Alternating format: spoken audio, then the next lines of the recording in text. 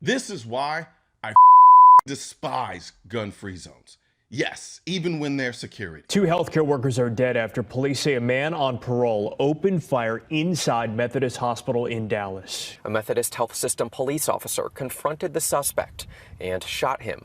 The suspect was taken to another hospital for treatment. Dallas's police chief calling today's tragedy a failure of the criminal justice system. Though in Texas, this hospital is a gun-free zone. This means even if you have a concealed carry permit, you're not allowed to carry a gun into this hospital because they have what they call a 30-06 sign, which says even if you're concealed carrying with a permit, it is illegal for you to be on this premise. Now, they can simply ask you to leave if they find out you have a gun and you can leave.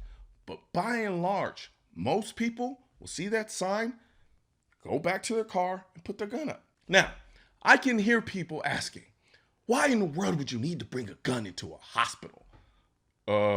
Maybe because people are bringing guns into hospitals and shooting people. This guy was a felon on parole, wearing an ankle monitor, and he was still able to get a gun illegally, bring it into the hospital where you're not allowed to bring guns into, and shoot two people, which is also illegal. This shooting, more than anything, should prove that gun-free zones do not work. They are a false sense of security that make you feel like you're safe, but in reality, you're not safe. Gun-free zones reward the people who are willing to break the law and punish the people who obey the law. Yet every single day, millions of Americans who followed the rules, went through the process of getting a carry permit, are then not allowed to carry their gun into buildings designated gun-free zones under this false facade of safety, only to have criminals who carry guns illegally and ignore every sign that says this is a gun-free zone, walk right in and proceed to kill people.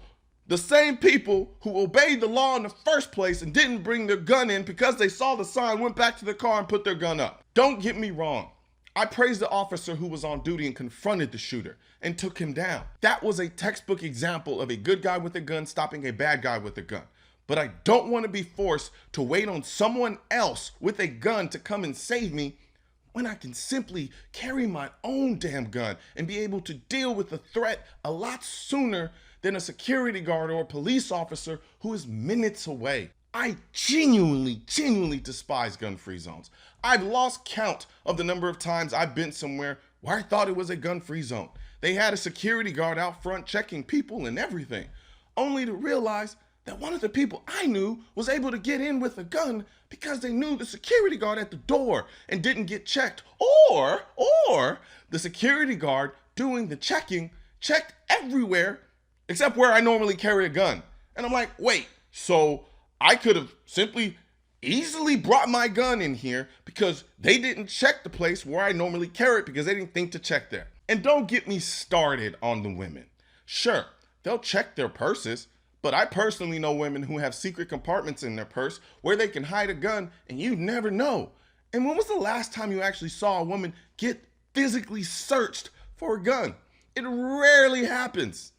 Back in college, I was at a club and literally watched a woman walk onto the dance floor, pull out a gun 2 feet away from me and shoot it at a dude she was mad at. Now, thank God she was a terrible shot and didn't hit anyone, but don't for a second think someone won't sneak a gun into a building and try to use it to kill someone, even if they are a woman. I say all that to say this. This is why I hate gun-free zones. They don't work, because there are too many ways to easily still get a gun into a building if you truly have the desire to. So when it's all said and done, you have one person with the gun and a bunch of people looking goofy because they followed the laws and didn't bring their guns. And now this one person who didn't follow the law has complete command of the entire place. If you can't tell, this drives me absolutely insane. You're not paying attention. But God forbid I ignore the signs myself and bring my gun into a gun-free zone so that I can protect myself and get caught with it. I'll be prosecuted to the fullest extent of the law.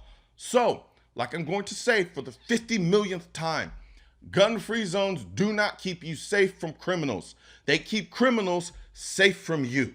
See this hat? The Let's Go Brandon hat?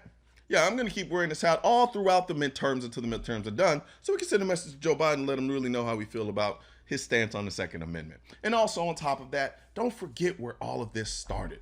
The pew-pew life. This is the original design of the pew pew life, which harkens back to the day when we were kids playing with our little finger guns, going pew pew pew pew pew. Now that we're older adults, our guns go bang bang bang bang bang, but we never forget where we came from, and understanding that at the end of the day, a gun in the hands of a good person is the only way to keep this country safe.